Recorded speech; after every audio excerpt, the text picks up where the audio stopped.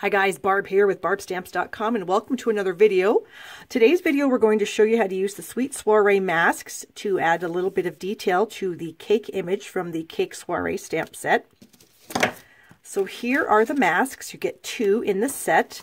This one here is kind of designed for the cake. You can see you have some solid bands you can put on the cake, the cute little scallopy ones we're going to use today. Ooh, a little tiny scallop decorative edge, some polka dots, some candles, a really nice flower image here that I do have a video that I'll link up here. You can see how I did use that. And then we have this kind of vine type mask, and these were kind of designed to go with our new embossing pastes, the silver and these shimmery, but I'm going to use it today for this card. So we're going to make this card with the Cake Soiree stamp set and the Sweet Cake framelits. Now you will notice that in my framelit sets I do, to help my customers out so they can visually see what all the pieces look like, I do die cut everything and then put them on a piece of cardstock and stick them in the sleeve that the dies come in. These two I actually have stamped also and die cut so they can kind of see what that would look like. So for today's video we're going to be using the large cake die and then the little bow here to add a bow to the top of the cake. So here's the stamp set, the Cake Soiree stamp set. It's got coordinating dies for pretty much, I think, most of the stamps in this set, so that's very cool. We're also going to be using the gorgeous Berry Burst metallic edged ribbon, and we're going to be using Sweet Soiree Specialty Designer Series paper package. We've got the Designer Series paper here that has the gorgeous, amazing silver accents. Can you see the shine of that? I think you can while I'm wiggling that around. Just gorgeous. Look at these papers. Oh my gosh. So all these 6 sides have the silver accents on them. If you flip it over, then we have no silver accents. We just have nice, soft patterns. These couple I thought would be, actually these 3 could be great for your baby cards, an any day card, just some fun patterns here in the Calypso Coral. All right, so here are my pieces. I've got my 8.5 by 5.5 inch card base, my 4 by 5 1/4 inch mat. I've got a piece of Whisper White for the cake image, a little scrap for the bow, and then I've got a 1.5 by 4 piece of the Designer Series paper to add across the main layer here. So I'm going to go ahead and attach that main layer, or attach this to the main layer. You'll see there are some really cool silver accents on the back of this Designer Series paper. And we're just going to kind of use our grid paper here to make sure we get it lined up where we want it. So we'll just kind of use this line here, go across and add it to the same line. I think there might be a hair.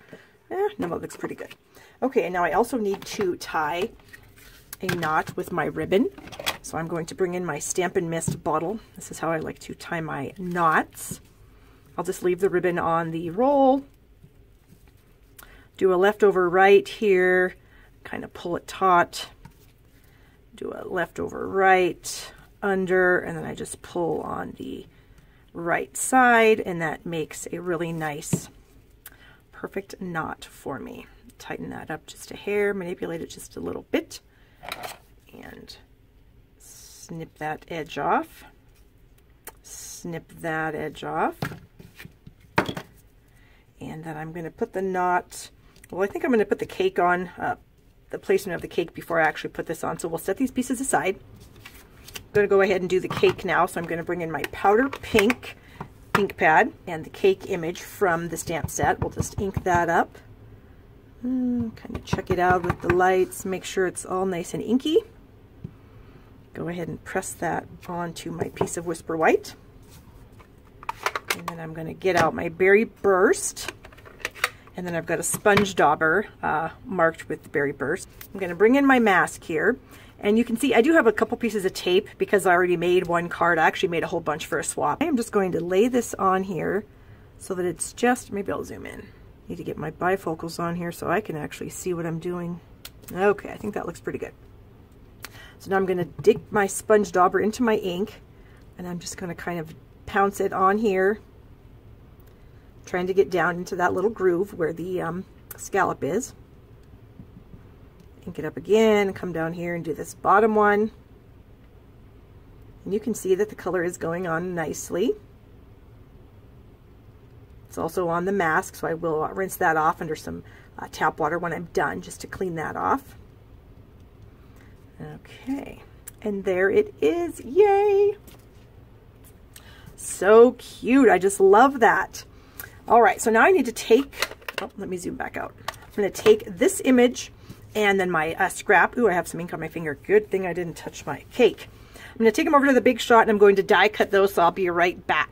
Alrighty, I am back with my 2 die cut pieces here.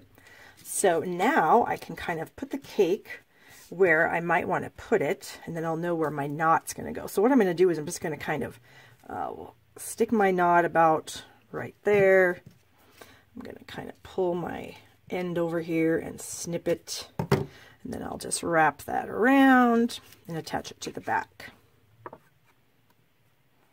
And I like to use a couple pieces of Scotch tape because my ends are pretty short. Perhaps I should have tied that around something a little larger, but I didn't, so it's going to work out just fine. Okay.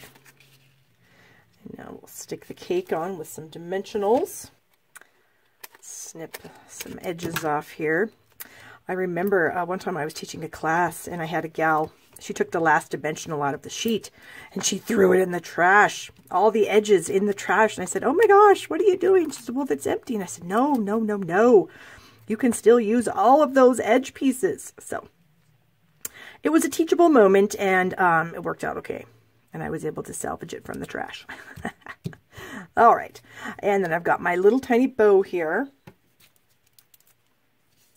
And I'm just going to add it to my cake with a tiny bit of liquid glue. Oh, just scrape off some of those little excess. Some liquid glue there, maybe right there, right there, right there. Okay.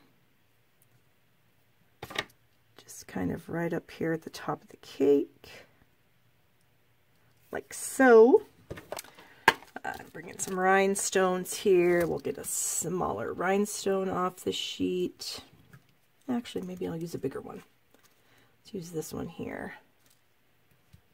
I'm going to use a piercing tool to pick those up because I don't have any nails to get underneath those little glue dots that are on them. Okay, now we've got a greeting here. It says, may your day be as wonderful as you are. Happy birthday. So I'm going to ink this up, and then we'll stamp this kind of down here in the corner. How about like so? That looks pretty good. Close this up. Boy, I've got a lot of scissors here. How many pairs of scissors does a person need to make one card, right? Okay, we're going to fold that. Use my bone folder to get a nice crisp crease. Add some adhesive to the back of the card, and then we're going to be done with it. So I hope that you guys do enjoy this video. It gives you a little bit of information about the masks and that you can use them without our embossing pastes. And they just make some great projects here. And I hope you liked the video. If you did like it, please give it a thumbs up. That really helps me out, and it lets me know that you like what I'm showing you. So supplies, if you need to order any of the supplies to create your own projects, the Cake Soiree bundle, you can do that at shoppingwithbarb.com. And as always, I hope you guys have a wonderful day.